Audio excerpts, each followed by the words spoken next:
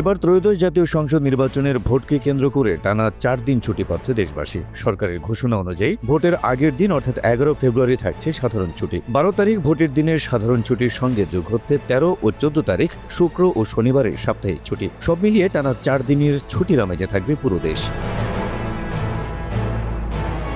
এই সুযোগে কেউ কেউ হয়তো ভাবছেন কোনো আত্মীয়ের বাসা থেকে বেরিয়ে আসবেন, কিংবা পরিবার নিয়ে দূরে কোথাও ভ্রমণের চিন্তাও থাকতে পারে কারো কারো পরিকল্পনায়। কিন্তু প্রশ্ন হচ্ছে, ভোটের এই 4 দিনের ছুটিতে আপনি চাইলেই কি আপনার মনের ইচ্ছেগুলো পূরণ করতে পারবেন? নির্বাচনী আচরণ বিধি অনুযায়ী আপনি চাইলে এই ছুটিতে যেখানে খুশি যেতে পারবেন না। এক্ষেত্রে আপনার জন্য প্রথম বাধা হয়ে দাঁড়াতে পারে যানবাহন। কারণ ভোটের দিন ইসির অনুমোদন ছাড়া কোনো যানবাহন চলাচল করতে পারবে না। ফলে ব্যক্তিগত যানবাহন, ভাড়া করা গাড়ি, আন্তঃজেলা বাস এসবের কোনো কিছুই আপনাকে গন্তব্যে পৌঁছাতে পারবে না।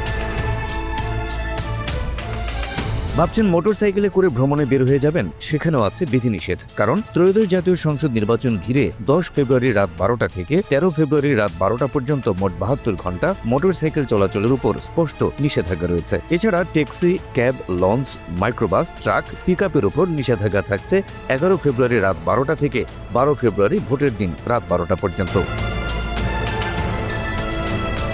যদি ধরে নিই আপনি ঢাকার একজন ভোটার আর সিদ্ধান্ত নিয়েছেন ভোটের এই 4 দিনের ছুটিতে কক্সবাজার কিংবা কুয়াকাটা ভ্রমণে যাবেন, সেক্ষেত্রে যানবাহনের সংকট ছাড়াও আপনাকে আরও একটি বড় সমস্যায় পড়তে হবে। আর তা হলো, আপনি হোটেলে গিয়ে কড়া জিজ্ঞাসাবাদের সম্মুখীন হবেন। আপনার সেখানে যাওয়ার কারণ ও উদ্দেশ্য নিয়ে জেরার মুখোমুখি হতে পারেন আপনি।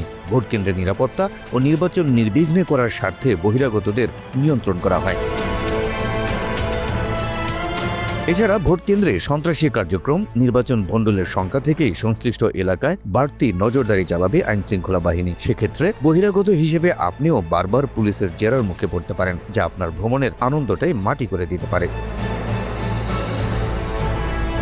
নাগরিক হিসেবে ভোট দেওয়া আপনার গণতান্ত্রিক ও সাংবিধানিক অধিকার। সেই সাথে ভোট না দেওয়ার অধিকারও আপনার রয়েছে। তবে ভোটের এই ছুটি উপভোগ করতে নির্বাচনী আচরণবিধি ও নিষেধাজ্ঞাগুলো মাথায় রেখে সিদ্ধান্ত নেওয়াটাই হবে বুদ্ধিমানের কাজ।